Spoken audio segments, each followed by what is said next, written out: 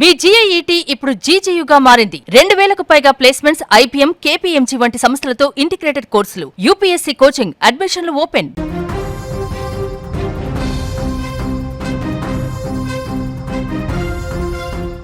విజయవాడ కృష్ణలంకకు చెందిన గాదె సాయికృష్ణ అదృశ్యం, lockup death ఆరోపణల నేపథ్యంలో ఆయన తల్లి విజయలక్ష్మి కుటుంబ సభ్యులు అమరావతిలోని ముఖ్యమంత్రి చంద్రబాబు నాయుడుని కలిశారు. సాయికృష్ణ అదృశ్యం వెనుక ఉన్న వాస్తవాలను, కృష్ణలంక పోలీసుల తీరును కుటుంబ సభ్యులు ముఖ్యమంత్రికి వివరించి కన్నీరు పెట్టుకున్నారు. ఈ సందర్భంగా స్పందించిన సీఎం చంద్రబాబు ప్రభుత్వం బాధితులకు అన్ని విధాల అండగా ఉంటుందని పటిష్టమైనటువంటి భరోసా ఇచ్చారు.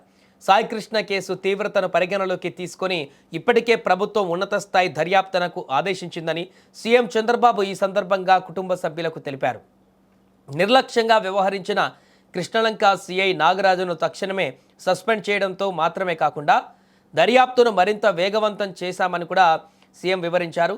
చట్టాన్ని రక్షించవలసిన వారే తప్పు చేస్తే సహించేది లేదని, ఈ కేసులో దోషులు ఎంతటి వారైనా సరే వదిలిపెట్టే ప్రసక్తే లేదని స్పష్టం చేశారు.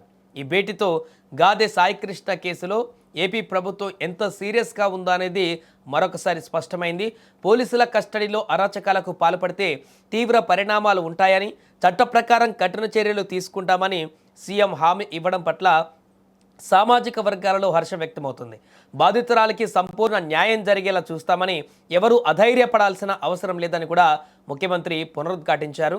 ఇక తమకు జరిగినటువంటి అన్యాయాన్ని సీఎం చంద్రబాబుకు చెప్పామని సాయికృష్ణ మేనమామ ముల్లపూడి నవరంగ్ తెలిపారు.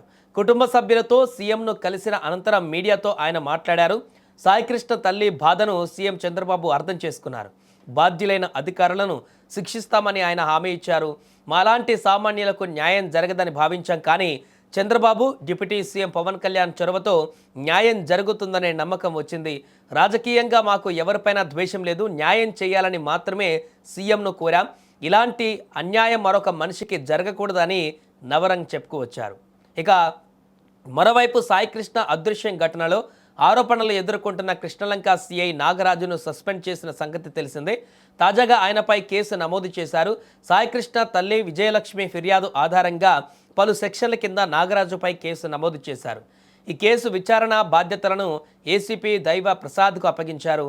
ఈ నేపథ్యంలో దీంతో శుక్రవారం రోజు ఉదయం దైవ ప్రసాద్ నేతృత్వంలోని విచారణ బృందం సాయికృష్ణ ఇంటికి చేరుకుంది.